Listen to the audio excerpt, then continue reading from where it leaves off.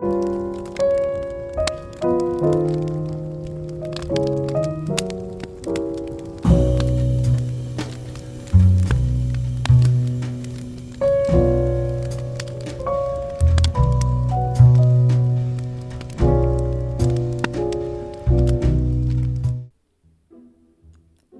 is from the book More About Paddington, and this chapter is called Christmas. Paddington found that Christmas took a long time to come. Each morning, when he hurried downstairs, he crossed the date off the calendar, but the more days he crossed off, the farther away it seemed.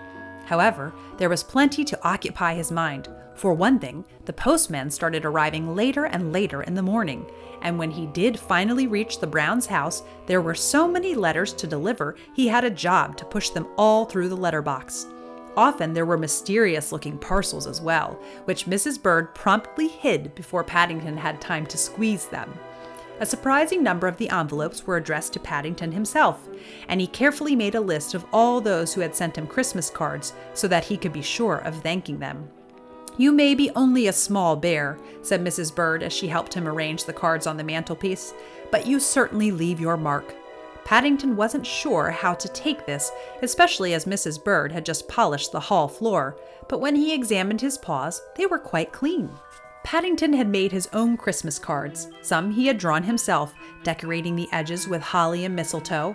Others had been made out of pictures cut from Mrs. Brown's magazines, but each one had the words, "A Merry Christmas and a Happy New Year" printed on the front, and they were signed Paddington Brown on the inside, together with his special paw mark to show that they were genuine. Paddington wasn't sure about the spelling of "A Merry Christmas." It didn't look at all right, but Mrs. Bird checked all the words in a dictionary for him to make certain. "I don't suppose many people get Christmas cards from a bear," she explained. "They'll probably want to keep them, so you ought to make sure they are right." One evening, Mr. Brown arrived home with a huge Christmas tree tied to the roof of his car. It was placed in a position of honor by the dining room window, and both Paddington and Mr. Brown spent a long time decorating it with colored electric lights and silver tinsel. Apart from the Christmas tree, there were paper chains and holly to be put up, and large colored bells made of crinkly paper. Paddington enjoyed doing the paper chains. He managed to persuade Mr. Brown that bears were very good at putting up decorations, and together they did most of the house, with Paddington standing on Mr. Brown's shoulders while Mr. Brown handed up the drawing pins. It came to an unhappy end one evening when Paddington accidentally put his paw on a drawing pin, which he left on top of Mr. Brown's head. When Mrs. Bird rushed into the dining room to see what all the fuss was about and to inquire why all the lights had suddenly gone out, she found Paddington hanging by his paws from the chandelier and Mr. Brown dancing around the room rubbing his head. But by then the decorations were almost finished, and the house had taken on quite a festive air. The sideboard was groaning under the weight of nuts and oranges, dates and figs, none of which Paddington was allowed to touch, and Mr. Brown had stopped smoking his pipe and was filling the air instead with the smell of cigars. The excitement in the Brown house mounted until it reached fever pitch a few days before Christmas, when Jonathan and Judy arrived home for the holidays. But if the days leading up to Christmas were busy and exciting, they were nothing compared with Christmas Day itself. The Browns were up early on Christmas morning, much earlier than they had intended. It all started when Paddington woke to find a large pillowcase at the bottom of his bed. His eyes nearly popped out with astonishment when he switched his torch on, for it was bulging with parcels, and it certainly hadn't been there when he'd gone to bed on Christmas Eve. Paddington's eyes grew larger and larger as he unwrapped the brightly colored paper round each present. A few days before, on Mrs. Bird's instructions, he had made a list of all the things he hoped to have given him and had hidden it up one of the chimneys. It was a strange thing, but everything on that list seemed to be in the pillowcase. There was a large chemistry outfit for Mr. Brown, full of jars and bottles and test tubes, which looked very interesting. And there was a miniature xylophone from Mrs. Brown, which pleased him to no end. Paddington was fond of music, especially the loud sort, which was good for conducting, and he had always wanted something he could actually play. Mrs. Bird's parcel was even more exciting, for it contained a checked cap, which he'd specially asked for and had underlined on his list. Paddington stood on the end of his bed, admiring the effect in the mirror for quite a while. Jonathan and Judy had each given him a travel book. Paddington was very interested in geography, being a much-traveled bear, and he was pleased to see there were plenty of maps and colored pictures inside. The noise from Paddington's room was soon sufficient to wake both Jonathan and Judy, and in no time at all, the whole house was in an uproar, with wrapping paper and bits of string everywhere. "I'm as patriotic a man as the next." "I'm as patriotic as the next man," grumbled Mr. Brown, "but I draw the line when bears start playing the national anthem at 6 o'clock in the morning, especially on a xylophone." As always, it was left to Mrs. Bird to restore order. "No more presents until after lunch," she said firmly. She had just tripped over Paddington on the upstairs landing, where he was investigating his new chemical outfit, and something nasty had gone in one of her slippers. "It's all right, Mrs. Bird," said Paddington, consulting his instruction book. "It's only some iron filings. I don't think they're dangerous." "Dangerous or not," said Mrs. Bird, "I've a big dinner to cook, not to mention your birthday cake to finish decorating." Being a bear, Paddington had 2 birthdays each year, one in the summer and one at Christmas, and the Browns were holding a party in his honor to which Mr. Gruber had been invited. After they'd had breakfast and been to church, the morning passed quickly, and Paddington spent most of his time trying to decide what to do next. With so many things from which to choose, it was most difficult. He read some chapters from his books and made several interesting smells and a small explosion with his chemical outfit. Mr. Brown was already in trouble for having given it to him, especially when Paddington found a chapter in the instruction book headed "Indoor Fireworks." He made himself a never-ending snake, which wouldn't stop growing and frightened Mrs. Bird to death when she met it coming down the stairs. "If we don't watch out," she confided to Mrs. Brown, "we shan't last over Christmas. We shall either be blown to smithereens or poisoned. He was testing my gravy with some litmus paper just now." Mrs. Brown sighed. "It's a good job Christmas only comes once a year," she said as she helped Mrs. Bird with the potatoes. "It isn't over yet," warned Mrs. Bird. Fortunately, Mr. Gruber arrived at that moment, and some measure of order was established before they all sat down to dinner. Paddington's eyes glistened as he surveyed the table. He didn't agree with Mr. Brown when he said it all looked too good to eat. All the same, even Paddington got noticeably slower towards the end when Mrs. Bird brought in the Christmas pudding. "Well," said Mr. Gruber a few minutes later, as he sat back and surveyed his empty plate, "I must say that's the best Christmas dinner I've had for many a day. Thank you very much indeed." "Hear, hear," agreed Mr. Brown. "What do you say, Paddington?" "It was very nice," said Paddington, licking some cream from his whiskers. "Except I had a bone in my Christmas pudding." "You what?" exclaimed Mrs. Brown. "Don't be silly. There are no bones in Christmas pudding." "I had one," said Paddington firmly. "It was all hard, and it stuck in my throat." "Good gracious!" exclaimed Mrs. Bird. "The 5 pence! I always put a piece of silver in the Christmas pudding." "What?" said Paddington, nearly falling off his chair. "A 5 pence? I've never heard of a 5 pence pudding before." "Quick!" shouted Mr. Brown, rising to the emergency. "Turn him upside down." Before Paddington could reply, he found himself hanging head downwards, while Mr. Brown and Mr. Gruber took it in turns to shake him. The rest of the family stood round watching the floor. "It's no good," said Mr. Brown after a while. "It must have gone too far." He helped Mr. Gruber lift Paddington into an armchair where he lay gasping for breath. "I've got a magnet upstairs," said Jonathan. "We could try lowering it down his throat on a piece of string." "I don't think so, dear," said Mrs. Brown in a worried tone of voice. "He might swallow that, and then we should be even worse off." She bent over the chair. "How do you feel, Paddington?" "Sick," said Paddington in an aggrieved tone of voice. "Of course you do, dear," said Mrs. Brown. "It's only to be expected. There's only one thing to do. We shall have to send for the doctor." "Thank goodness I scrubbed it first," said Mrs. Bird. "It might have been covered with germs." "But I didn't swallow it," gasped Paddington. "I only nearly did. Then I put it on the side of my plate. I didn't know it was 5 pence because it was all covered with Christmas pudding." Paddington felt very fed up. He'd just eaten one of the best dinners he could ever remember, and now he'd been turned upside down and shaken, without even being given time to explain. Everyone exchanged glances and then crept quietly away, leaving Paddington to recover by himself. There didn't seem to be anything much they could say. But after the dinner, things had been cleared away, and by the time Mrs. Bird had made some strong coffee, Paddington was almost himself again. He was sitting up in the chair helping himself to some dates when they trooped back into the room. It took a lot to make Paddington ill for very long. When they had finished their coffee and were sitting round the blazing fire, feeling warm and comfortable, Mr. Brown rubbed his hands. "Now, Paddington," he said, "it's not only Christmas, it's your birthday as well. What would you like to do?" A mysterious expression came over Paddington's face. "If you all go in the other room," he announced, "I've a special surprise for you." "Oh dear, must we, Paddington?" said Mrs. Brown. "There isn't a fire." "I shan't be long," said Paddington firmly, "but it's a special surprise and it has to be prepared." He held the door open, and the Browns, Mrs. Bird, and Mr. Gruber filed obediently into the other room. "Now close your eyes," said Paddington when they were all settled, "and I'll let you know when I'm ready." Mrs. Brown shivered. "I hope you won't be too long," she called, but the only reply was the sound of the door clicking shut. They waited for several minutes without speaking, and then Mr. Gruber cleared his throat. "Do you think young Mr. Brown's forgotten about us?" he asked.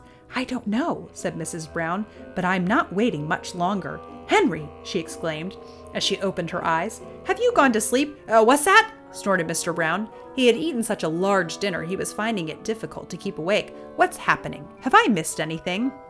"Nothing's happening," said Mrs. Brown. "Henry, you'd better go and see what Paddington's up to." Several more minutes went by before Mr. Brown returned to announce that he couldn't find Paddington anywhere. "Well, he must be somewhere," said Mrs. Brown. "Bears don't disappear into thin air." "Crikey!" exclaimed Jonathan, as a thought suddenly struck him. "You don't think he's playing at Father Christmas, do you? He was asking all about it the other day when he put his list up the chimney. I bet that's why he wanted us to come in here, because this chimney connects with the one upstairs, and there isn't a fire." "Father Christmas?" said Mr. Brown. "I'll give him Father Christmas." He stuck his head up the chimney and called Paddington's name several times. "I can't see anything," he said, striking a match. As if in answer, a large lump of soot descended and burst on top of his head. "Now look what you've done, Henry," said Mrs. Brown, shouting so. "You've disturbed the soot all over your clean shirt." "If it is young Mr. Brown, perhaps he's stuck somewhere," suggested Mr. Gruber. "He did have rather a large dinner. I remember wondering at the time where he put it all." Mr. Gruber's suggestion had an immediate effect on the party, and everyone began to look serious. "Why, he might suffocate with the fumes!" exclaimed Mrs. Bird as she hurried out to the broom cupboard. When she returned, armed with a mop, everyone took it in turns to poke it up the chimney. But even though they strained their ears, they couldn't hear a sound. It was while the excitement was at its height that Paddington came into the room. He looked most surprised when he saw Mr. Brown with his head up the chimney. "You can come into the dining room now," he announced, looking round the room. "I've finished wrapping my presents, and they're all on the Christmas tree." "You don't mean to say," spluttered Mr. Brown as he sat in the fireplace, rubbing his face with a handkerchief, "you've been in the other room all the time?" "Yes," said Paddington innocently. "I hope I didn't keep you waiting too long." Mrs. Brown looked at her husband. "I thought you said you'd looked everywhere," she exclaimed. "Well, we'd just come from the dining room," said Mr. Brown, looking very sheepish. "I didn't think he'd be there." "It only goes to show," said Mrs. Bird hastily as she caught sight of the expression on Mr. Brown's face, "how easy it is to give a bear a bad name." Paddington looked most interested when they explained to him what all the fuss was about. "I never thought of coming down the chimney," he said, staring at the fireplace. "Well, you're not thinking about it now either," replied Mr. Brown sternly. But even Mr. Brown's expression changed as he followed Paddington into the dining room and saw the surprise that had been prepared for them. In addition to the presents that had already been placed on the tree, there were now 6 newly wrapped ones tied to the lower branches. If the Browns recognized the wrapping paper they had used for Paddington's presents earlier in the day, they were much too polite to say anything. "I'm afraid I had to use the old paper," said Paddington apologetically, as he waved a paw at the tree. "I hadn't any money left. That's why you had to go in the other room while I wrapped them." "Really, Paddington," said Mrs. Brown, "I'm very cross with you, spending all your money on presents for us."